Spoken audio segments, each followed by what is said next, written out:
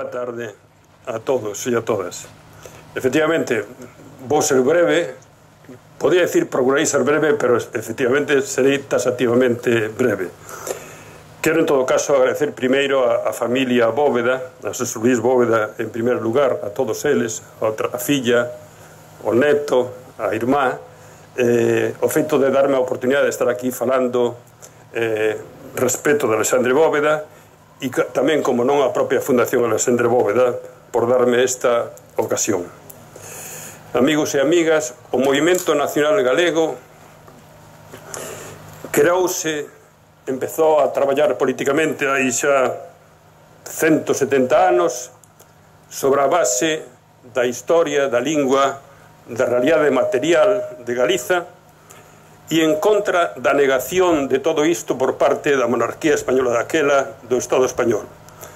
Loitaban pola liberdade nacional, sempre democráticamente, sempre cando foi necesario pacíficamente, sempre como un movimento progresista de todos os que naceron en Europa no momento da emancipación das nacións. Basáronse na realidade de Galicia, mas tamén se basaron en homes que tiñan unha personalidade, homes e mulleres, especial.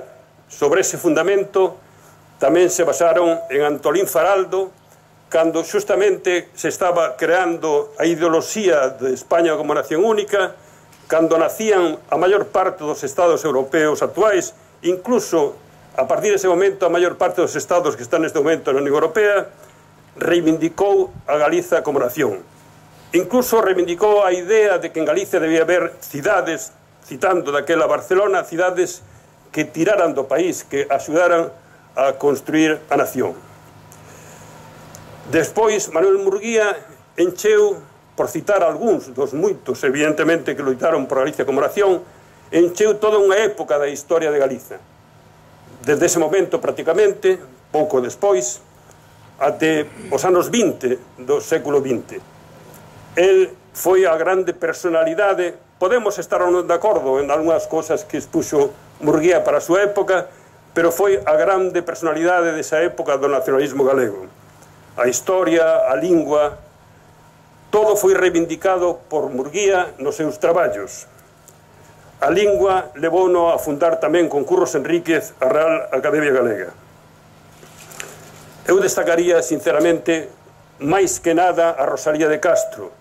Rosalía de Castro atreveuse naquel momento en que o absolutismo da idea de España enchoupaba toda a sociedade, atreveuse a decir que os galegos non deberían ser españoles, que non queremos ser españoles. É admirable realmente o feito de rebeldía de Rosalía de Castro. Non temos palabras para decir a valentía expresar a valentía daquela muller en momentos de tais dificultades absolutamente diferentes dos actuais, por moito que padezamos aínda a bota dun duro españolismo. Castelao, xa antes da República, durante a República, despois da Guerra Civil, reivindicando a Galicia como nación e reclamando de novo a República Federal, que fora o xeito do primeiro Estatuto de Autonomía, o comenzo da República, é unha personalidade tan admirável como próxima a nós. Moitos de nós aínda agora nos sentimos identificados prácticamente ao pé da letra cas palabras e ca loita de Castelao.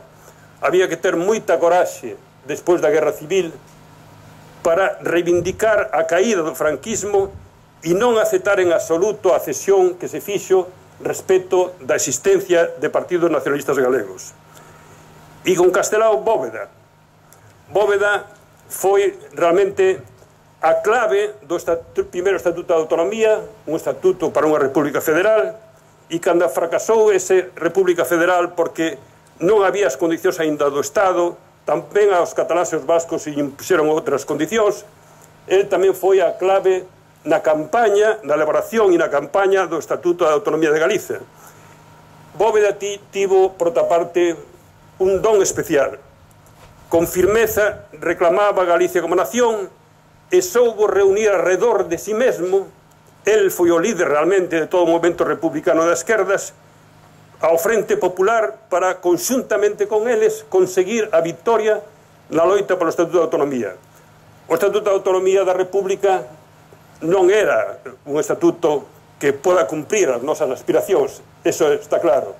Pero temos que pensar que naquel momento se estaba loitando contra unha idea absolutista do Estado español que negaba todo, como siguen negando hoxe en día, e moi especialmente un pasado de Galiza e unha lingua galega sin os cales non se pode entender nada da construción dos estados peninsulares.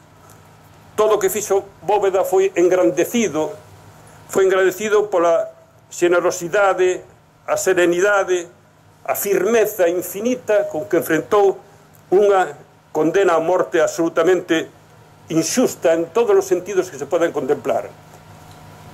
Loitou, dixo cando estaban condenando a morte, que a súa patria natural era Galiza.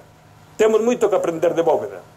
Despois viron outros tempos e non me quero en absoluto dedicarme a iso. Pero Bóveda é un exemplo tamén para todos nós hoxe en día. Para todos nós. Galicia non é recoñecida como nación, temos que defender firmemente a Galicia como nación e temos que facelo, e o nacionalismo galego debe aprender diso, buscando o apoio da maioría do povo galego. O nacionalismo galego, desde unha posición de esquerdas como é a súa, non pode encerrarse en si mesmo. Ten que comprender en que país vivimos, en que circunstancias mundiais vivimos, en que circunstancias europeas, e desde as posicións firmemente de esquerdas loitar pola emancipación nacional de Galicia sin ningún tipo de condición. Outra cousa é que en cada paso saibamos cal é o obxectivo a conseguir. Creo que esa é a lección que nos dá Bóveda.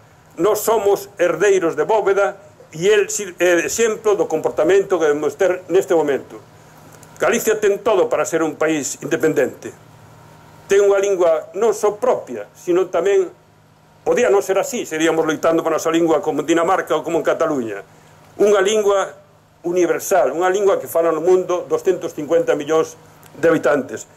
Ten unha historia absolutamente extraordinaria. Galicia é o país máis diferente de España dentro do Estado español. Ten unha economía de seu. Galicia non necesita para nada de España e de Madrid. Lóxicamente, vivimos nun mundo de interdependencias. Lóxicamente, temos que ter relación con todos os povos peninsulares, europeos e mundiais.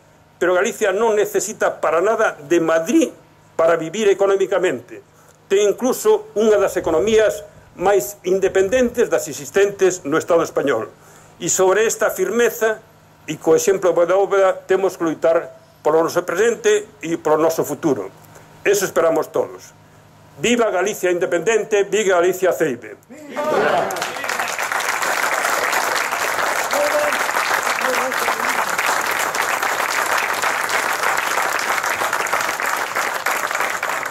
Procedemos.